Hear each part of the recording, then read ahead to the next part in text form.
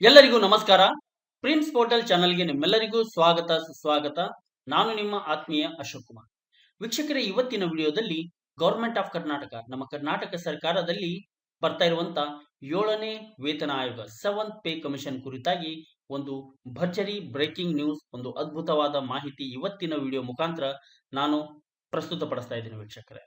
ಆತ್ಮೀಯರೇ, ನಾವು 2 ವರ್ಷದಿಂದ 2022ರಿಂದ 2024ರವರೆಗೆ, ಆಕ್ಚುಲಿ 2022ರಲ್ಲಿ 7th ಪೇ ಕಮಿಷನ್ 7ನೇ ರಾಜ್ಯ ವೇತನ ಆಯೋಗ ಅನುಷ್ಠಾನಕ್ಕೆ ಬರಬೇಕಾಗಿತ್ತು.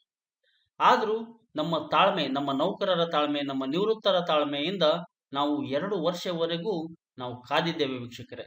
ಹಲವಾರು ಸರ್ಕಾರಗಳು ಬಂದು ಹೋಗಿದೆ. ಅವರೆಲ್ಲ ಭರವಸೆ ಕೊಟ್ಟಿದ್ರು ನಮಗೆ 7th ಪೇ ಕಮಿಷನ್ ನಾವು ಬಂದ್ಮೇಲೆ ಜಾರಿ ಮಾಡುತ್ತೆ, ಅತಿ ಶೀಘ್ರದಲ್ಲೇ ಆಗತ್ತೆ ಅಂತ ಏನು ನಮಗೆ ಒಂದು ಭರವಸೆಯನ್ನು ನೀಡಿದರು. ಹಿಂದೆ ಕೂಡ ಆಗಲಿಲ್ಲ. ಈಗ ನಮ್ಮ ಕಾಂಗ್ರೆಸ್ ಸರ್ಕಾರ ಬಂದಿದೆ, ಸಿದ್ದರಾಮಯ್ಯನವರ ಸರ್ಕಾರ.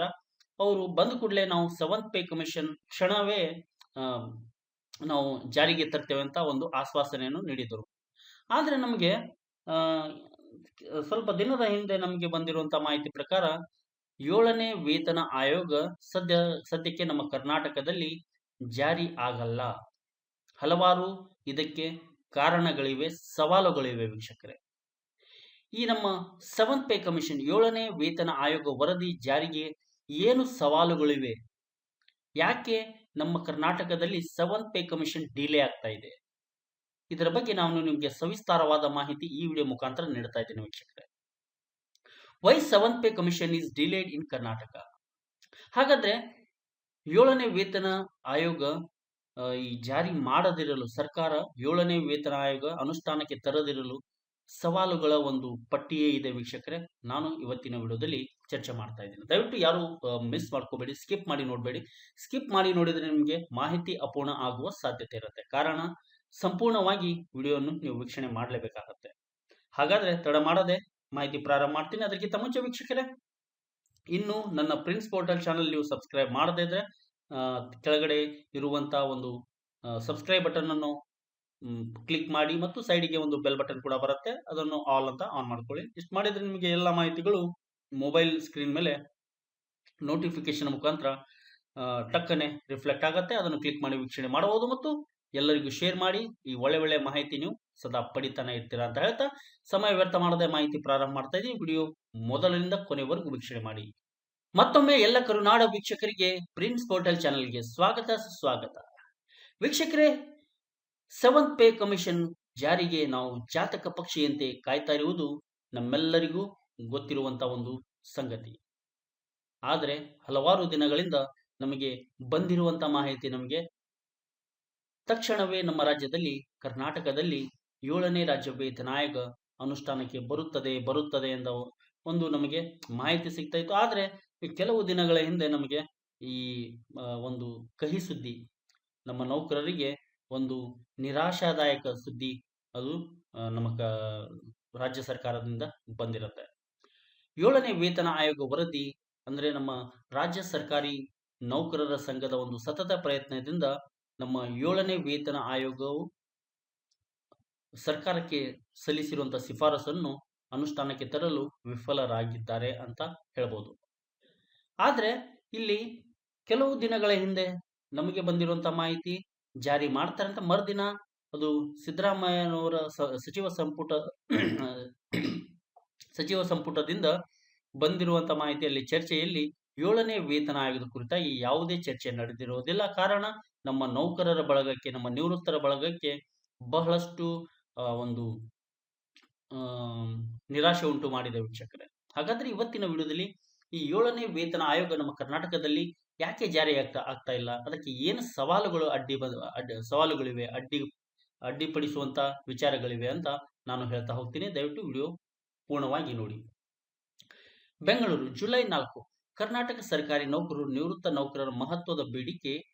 ಕೆ ಸುಧಾಕರ್ ರಾವ್ ನೇತೃತ್ವದ ರಾಜ್ಯ 7ನೇ ವೇತನ ಆಯೋಗದ ವರದಿ ಜಾರಿ, ಆದರೆ ಈ ಕುರಿತು ಸರ್ಕಾರ ಇನ್ನೂ ಯಾವುದೇ ಕ್ರಮ ಕೈಗೊಂಡಿಲ್ಲ. ಗುರುವಾರ ನಡೆಯುವ ಸಚಿವ ಸಂಪುಟ ಸಭೆಯಲ್ಲಿ ಈ ಕುರಿತು ತೀರ್ಮಾನ ತೆಗೆದುಕೊಳ್ಳಬಹುದು ಎಂಬುದು ಎಲ್ಲರ ಲೆಕ್ಕಾಚಾರವಾಗಿದೆ. ವೀಕ್ಷಕರೇ, ನಮ್ಮ ನೌಕರರು ಈ 7ನೇ ವೇತನ ಆಯೋಗ ತಕ್ಷಣ ಜಾರಿ ಆಗತ್ತೆ ಅಂತ ಅನ್ಕೊಂಡಿದ್ರೆ ಅದು ಇತ್ತೀಚಿನ ಮಾಹಿತಿ ಪ್ರಕಾರ ಅದರ ನಮ್ಮ 7ನೇ ವೇತನ ಕುರಿತಾಗಿ ಒಂದು ವಿಷಯ ಇಲ್ಲಿ ಚರ್ಚೆ ಆಗಿಲ್ಲ. ಇದು ನಮ್ಮ ನೌಕರರ ಒಂದು ತಾಳ್ಮೆಯ ಪ್ರಶ್ನೆ ಆಗಿದೆ ವೀಕ್ಷಕರೇ. ಅವರು ಸರ್ಕಾರವು ಈಗ ಹಲವಾರು ಹಿಂದೆ ನಮ್ಮ ಇದೇ ಸರ್ಕಾರ ಅಂತ ಹಿಂದಿನ ಸರ್ಕಾರ ಕೂಡ ನಮ್ಮ ನೌಕರರ ಒಂದು ತಾಳ್ಮೆ ಪರೀಕ್ಷೆ ಮಾಡಿದೆ. ಇನ್ನು ಮುಂದೆ ದಯವಿಟ್ಟು ನಾನು ಹೇಳುವ ಹಾಗೆ ನಮ್ಮ ನೌಕರರು ಸುಮ್ಮನಿರಲ್ಲ. ನಾನು ಇದರ ಮುಖಾಂತರ ನಾನು ಸರ್ಕಾರಕ್ಕೆ ಒಂದು ಮನವಿಯನ್ನು ಮಾಡ್ಕೋತಾ ಇದ್ದೀನಿ. ಅದೇನಂದ್ರೆ ದಯವಿಟ್ಟು ನಮ್ಮ ನೌಕರರು ತುಂಬಾ ಕಷ್ಟದಲ್ಲಿದ್ದಾರೆ. ಮಾನ್ಯ ಮುಖ್ಯಮಂತ್ರಿಗಳೇ, ನೀವು ಹೇಳಿದಂತ 7ನೇ ರಾಜ್ಯ ವೇತನ ಆಯೋಗ ತಕ್ಷಣ ನಮ್ಮ ರಾಜ್ಯದಲ್ಲಿ ಅನುಷ್ಠಾನಕ್ಕೆ ತನ್ನಿ. ನುಡಿದಂತೆ ನಡೆದ ಸರ್ಕಾರ ಅಂತ ನೀವು ನಿಮ್ಮ ಸರ್ಕಾರ ಖ್ಯಾತಿ ಇದೆ. ಅದನ್ನು ನೀವು ನಮ್ಮ ರಾಜ್ಯದಲ್ಲಿ ಜಾರಿ ಮಾಡಿ ಅದನ್ನು ಉಳಿಸಿಕೊಳ್ಳಿ ಅಂತ ತಮ್ಮಲ್ಲಿ ಮನವಿ ಮಾಡ್ತಾ ಇದ್ದೀನಿ. ಇಲ್ಲಿ ಮಾಹಿತಿ ನೋಡೋದಾದ್ರೆ 2024 ಮಾರ್ಚ್ 16ರಂದು ಕೆ ಸುಧಾಕರ್ ರಾವ್ ನೇತೃತ್ವದ ರಾಜ್ಯ 7ನೇ ವೇತನ ಆಯೋಗದ ವರದಿಯನ್ನು ಹಣಕಾಸು ಸಚಿವ ಮುಖ್ಯಮಂತ್ರಿ ಸಿದ್ದರಾಮಯ್ಯಗೆ ನೀಡಿದೆ. ರಾಜ್ಯದ 7ನೇ ವೇತನ ಆಯೋಗವು ವರದಿಯಲ್ಲಿ ಮೂಲ ವೇತನದ ಶೇಕಡ 27.5ರಷ್ಟು ಹೆಚ್ಚಳ ಮಾಡಲು ಶಿಫಾರಸು ಮಾಡಿದೆ. ವರದಿಯನ್ನು ಪರಿಶೀಲಿಸಿ ಸರ್ಕಾರ ಸೂಕ್ತ ತೀರ್ಮಾನ ಕೈಗೊಳ್ಳಬೇಕಿದೆ. ಈಗ ಎಲ್ಲ ಕಾರ್ಯಗಳು ಮುಗಿದಿದೆ. ಸುಧಾಕರ್ ರಾವ್ ನೇತೃತ್ವದಲ್ಲಿ 7ನೇ ವೇತನ ಆಯೋಗವು ಸರ್ಕಾರಕ್ಕೆ ಎಲ್ಲ ಕೊಟ್ಟಿದೆ ವೀಕ್ಷಕರೇ. ಎಲ್ಲ ವರದಿಯನ್ನು ಸಲ್ಲಿಸಿದೆ, ಇನ್ನೇನು ಉಳಿದಿಲ್ಲ. ಸಿದ್ದರಾಮಯ್ಯ ಮತ್ತು ಅವರ ಸಚಿವ ಸಂಪುಟ ಕೆಲವರು ಸಚಿವರು ಅವರವರ ಒಂದು ಒಪಿನಿಯನ್ ಕೊಟ್ಟಿದ್ರು. ಕೆಲವರು 2025 ಹೀಗೆ ಹೇಳಿದ್ರು. ಸಿದ್ದರಾಮಯ್ಯರು 27ಕ್ಕೆ ಒಪ್ಪಿಗೆಯನ್ನು ನೀಡಿದ್ದಾರೆ. ಆದ್ರೆ ಯಾಕೆ ಈ ತರ ಡಿಲೇ ಮಾಡ್ತಾ ಇದ್ದಾರೆ ಅನ್ನೋದು ಒಂದು ನಮಗೆ ಯಕ್ಷ ಪ್ರಶ್ನೆ ಆಗಿದೆ. ಲೋಕಸಭೆ ಸೇರಿದಂತೆ ವಿವಿಧ ಚುನಾವಣಾ ಮಾದರಿ ನೀತಿ ಸಂಹಿತೆಯ ಕಾರಣಕ್ಕೆ ವರದಿ ಜಾರಿ ತಡವಾಗಿದೆ ಅಂತ ನಮಗೆ ಹಿಂದೆ ಹೇಳ್ತಾ ಇದ್ರು. ಮಾಡೆಲ್ ಕೋಡ್ ಆಫ್ ಕಂಡಕ್ಟ್ ಇದೆ, ಅದಕ್ಕೆ ನಮಗೆ ಮಾಡಕ್ ಆಗಲ್ಲ ಅಂತ ಹೇಳಿದ್ರು. ಅದು ಎಲ್ಲರೂ ಒಪ್ಕೊಳ್ಳೇಬೇಕು. ಯಾಕಂದ್ರೆ ಚುನಾವಣಾ ಸಮಯದಲ್ಲಿ ಮಾಡೆಲ್ ಕೋಡ್ ಆಫ್ ಕಂಡಕ್ಟ್ ಇರೋ ಕಾರಣ ಯಾವುದೇ ಸರ್ಕಾರಿ ಕೆಲಸವನ್ನು ಮಾಡಲು ಅಸಾಧ್ಯ.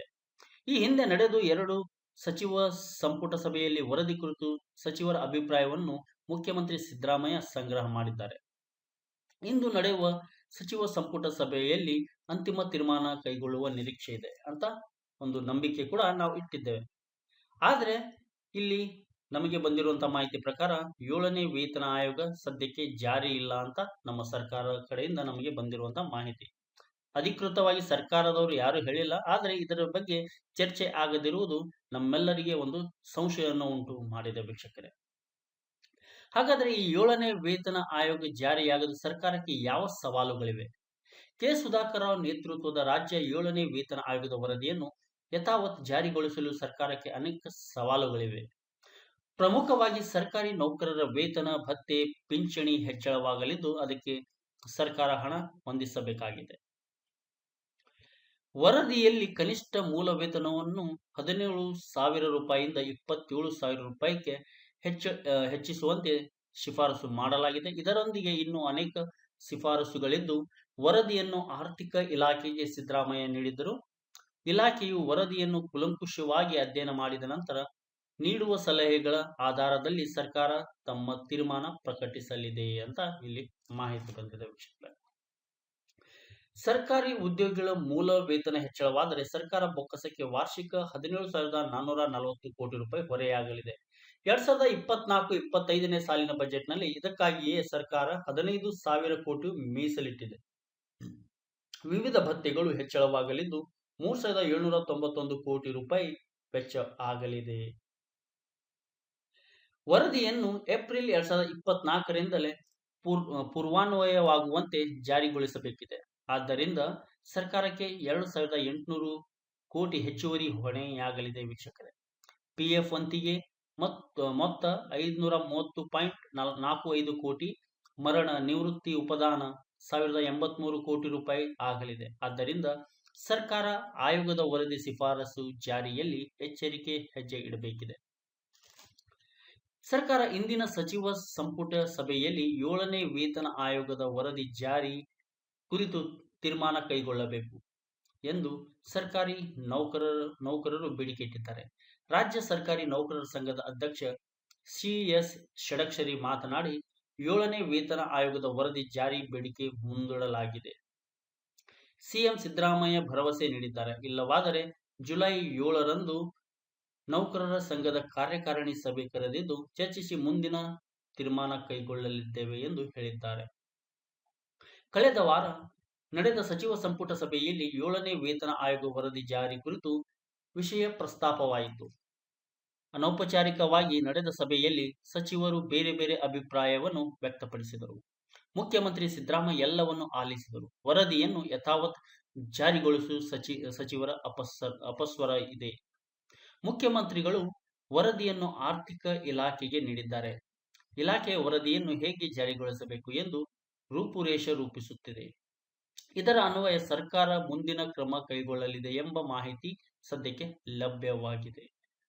ಇಷ್ಟು ಹೇಳ್ತಾ ವೀಕ್ಷಕರೇ, ನಾನು ಇವತ್ತಿನ ವಿಡಿಯೋದಲ್ಲಿ ನಾನು ನಿಮಗೆ ನೀಡಿದಂಥ ಮಾಹಿತಿ ನಿಮಗೆ ಪರಿಪೂರ್ಣವಾಗಿ ಇಷ್ಟ ಆಗಿದೆ ಅಂತ ಭಾವಿಸ್ತಾ ಇದ್ದೀನಿ. ಇಷ್ಟ ಆದರೆ ಒಂದು ಟಕ್ ಅಂತ ಲೈಕ್ ಕೊಡೋದನ್ನು ಮಾತ್ರ ಮರಿಬೇಡಿ ಮತ್ತು ನಿಮ್ಮ ಬಂಧು ಬಳಗದಲ್ಲಿ ನೀವು ಯೂಸ್ ಮಾಡ್ತಾ ಇರುವಂತಹ social media platform WhatsApp, Instagram, Telegram ಇತರೆ ಸೋಷಿಯಲ್ ಮೀಡಿಯಾ ಗ್ರೂಪ್ನಲ್ಲಿ ಶೇರ್ ಮಾಡಿ ನನ್ನ ಈ ಪುಟ್ಟ ಪ್ರಯತ್ನಕ್ಕೆ ನಿಮ್ಮ ಬೆಂಬಲ ಸದಾ ಹೀಗೆ ನೀಡ್ತೀರಿ. ಒಳ್ಳೆ ಮಾಹಿತಿ ಕೊಡುವ ಜವಾಬ್ದಾರಿ ನಂದಾಗಿತ್ತು, ಪ್ರೋತ್ಸಾಹ ಕೊಡುವ ಜವಾಬ್ದಾರಿ ನಿಮ್ದು. ಮುಂದಿನ ಸಂಚಿಕೆಯಲ್ಲಿ ಇನ್ನೊಂದು ಒಳ್ಳೆ ಇನ್ಫಾರ್ಮೇಶನ್ ಒಂದಿಗೆ ಹಾಜರಾಗ್ತೀನಿ. ಅಲ್ಲಿವರೆಗೂ ವಿರಾಮ ನೀಡಿ ವಿಡಿಯೋ ನೋಡಿದ ಸಮಸ್ತ ಕರುನಾಡ ವೀಕ್ಷಕರಿಗೆ ಧನ್ಯವಾದಗಳನ್ನು ಸಲ್ಲಿಸುತ್ತಾ ವಿಡಿಯೋ ವೈಂಡ್ ಅಪ್ ಮಾಡ್ತಾ ಇದ್ದೀನಿ. ಜೈ ಹಿಂದ್, ಜೈ ಕರ್ನಾಟಕ. ಬಾರಿಸು ಕನ್ನಡ ಡಿಂಡಿಮೋ. ನಿಮ್ಮೆಲ್ಲರ ದಿನ ಶುಭವಾಗಲಿ. ನಮಸ್ಕಾರ.